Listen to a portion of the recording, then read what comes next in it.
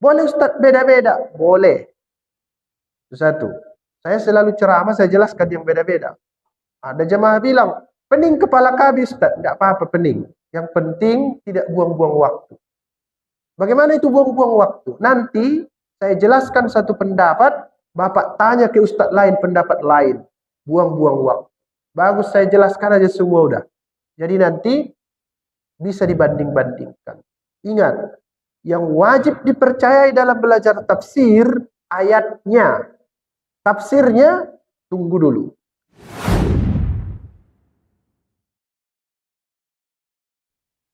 Tidak cedera iman kita itu. Kalau tak percaya penafsiran A, B, C, D.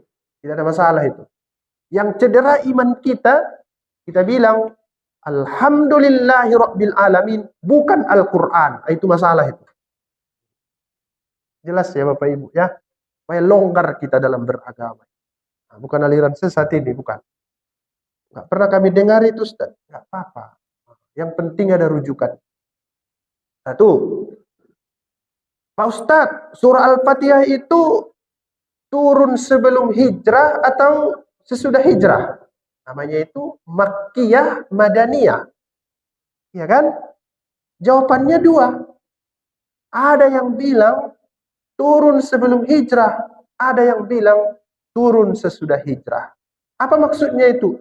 Sebelum Nabi Muhammad pindah dari Makkah ke Madinah. Boleh Ustaz beda? Boleh. Yang betul yang bagaimana? Bisa jadi dua-duanya betul. Tapi tak mungkin dua-duanya salah. Karena sudah pernah turun. Kalau menurut Ustadz yang mana? Sekali lagi, yang mana pun boleh. Yang penting dia sudah turun. Surah Al-Fatihah. Kemudian, karena sulit memadukan pendapat-pendapat ini, ada yang mengatakan, surah Al-Fatihah turun dua kali. Pernah turun sebelum hijrah, pernah turun sesudah hijrah. Boleh itu? Boleh. Boleh dipahami seperti itu. Nah, itu lagi. Beda-beda kan? Selalu dia beda-beda. Kemudian, berapa ayat itu Ustaz? Surah Al-Fatihah. Berapa ayat? 7. 7. Walaqad atainaka sab'am minal masani. Kami berikan kepada Muhammad 7 ayat yang berulang-ulang. Baru ditanya lagi. Yang mana itu ayat pertama? Baru beda lagi. Beda lagi Pak. Ada yang bilang ayat pertama Bismillahirrahmanirrahim. Itu makanya pas sholat Bismillahnya dibaca kuat. Macam tadi kita sholat subuh. Tapi kalau bapak-bapak pergi umroh, bagaimana imamnya? Kedengaran Bismillahnya? Tidak kedengaran kan? Namanya itu sir. Kenapa?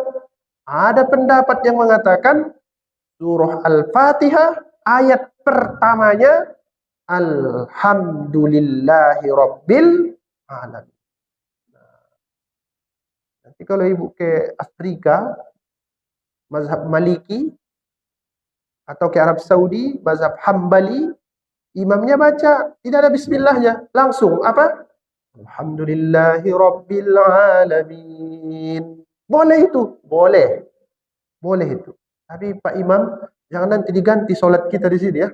Bingung jamaah nanti. Kenapa tidak pakai bismillah? Udah mengaji tadi subuh. Padahal ada saya bilang begitu. Tetap baca bismillah. Boleh itu Ustaz. Diyakini dua-duanya? Boleh. Tidak ada masalah. Yang penting Pak, kalau masyarakatnya sudah terbiasa, jangan diganti. Nanti bingung orang. Bingung. Dan itu bisa menimbulkan masalah. Nah inilah maksud saya. Ilmu itu. Inilah dia. Jadi nanti suatu saat Bapak pergi ke Arab Saudi tak bingung. Bapak pergi ke Turki ketemu dengan mazhab Hanafi tidak bingung. Pergi ke daerah-daerah Afrika yang bermazhab Maliki tidak bingung. Tidak bingung dia. Kenapa? Dia sudah mengaji di Masjid Al-Istiqomah. Tak ada masalah sama dia. Karena orang yang kurang ilmu ini sedikit-sedikit berantem. Gitu dia kan? Sedikit-sedikit berantem. Nah, Bapak-bapak Ibu-ibu sekalian. Kemudian ada lagi yang khusus tentang masalah ini. Kalau imam membaca surah Al-Fatihah pakai bismillah, maka makmum baca. Baca, ikuti imamnya. Tapi dalam hati. Kemudian wajib enggak makmum membaca surah Al-Fatihah kalau imam sudah baca? Beda lagi. Mazhab Syafi'i baca. Biarpun imamnya sudah baca Fatihah, makmumnya tetap baca. Itu sebabnya benarnya kalau mau lebih rigid pemahamannya, imam itu setelah waladhdallin amin, itu jangan dulu baca surah langsung. Maunya ada jedah sedikit, menyiapkan jamaah itu membaca surah Al-Fatihah. Begitulah dia. Tapi ada juga yang mengatakan, tak mesti. Karena bacaan makmum sudah ditanggung bacaan imam. Boleh. Yang pertama tadi itu mazhab Syafi'i. Kalau saya itu yang saya amalkan. Biarpun imam baca surah Al-Fatihah, saya tetap baca di belakang. Boleh itu Ustaz? Boleh. Yang tak boleh, tak sholat. Itu baru tak betul. Tak sholat dia. Baru kesalahan dia kan. Itulah Bapak Ibu sekalian. Sebagai pengantar. Kita masuk lagi. Lebih jauh ya. Lebih dalam lagi kita. Itu belum saya jelaskan semua. Karena nanti bisa dibaca. Atau lihat di rekaman YouTube. Surah Al-Fatihah artinya itu surah pembuka. Kalau bahasa teknisnya begini. Saya mau keluar dari pintu itu Pak. Dari pintu itu saya mau keluar.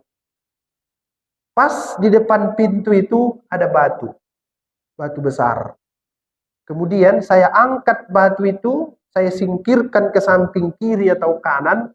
Namanya itu Al-Fatihah. Apa artinya itu? Membuka. Itu artinya. Menyingkirkan sesuatu dari tempat kita menghalangi sesuatu. Itu namanya Al-Fatihah. Itu sebabnya surah Al-Fatihah harus kita baca dulu, baru bisa kita masuk ke surah Al-Baqarah, surah Ali Imran, surah An-Nisa, surah Al-Ma'idah selanjutnya. Itu dulu kita baca. Itu dia namanya Al-Fatihah. Ayat yang pertama, menurut kebanyakan ahli tafsir, bunyinya Bismillahirrahmanirrahim. Itu bunyinya. Bismillahirrahmanirrahim. Kata Imam Al-Qurtubi dan juga ulama lain. Ketika seseorang membaca Bismillahirrahmanirrahim, ya baca ini. Bismillahirrahmanirrahim. Harus ada dalam hatinya dua. Penting, dua hal. Satu, kata memulai. Memulai. Yang kedua, kata kekuasaan. Ini dulu kita ingat-ingat. Satu tadi memulai. Abtadi'u.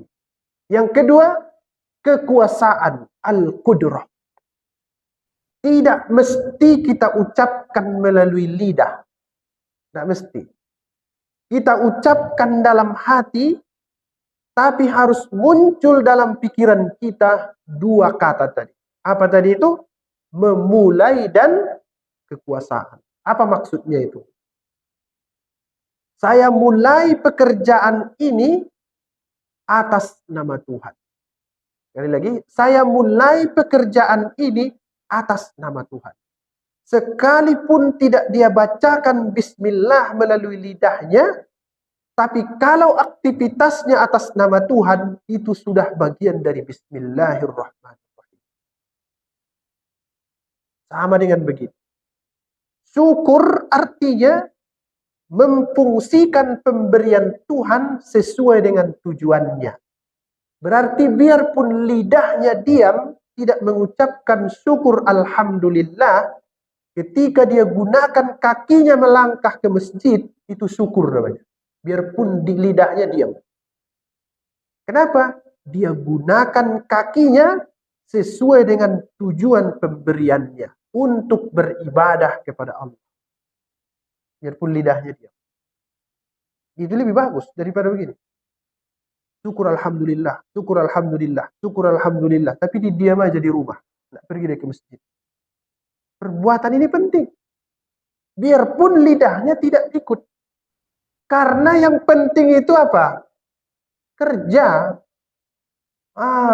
Ini ada orang zikir aja 24 jam. Kerjalah.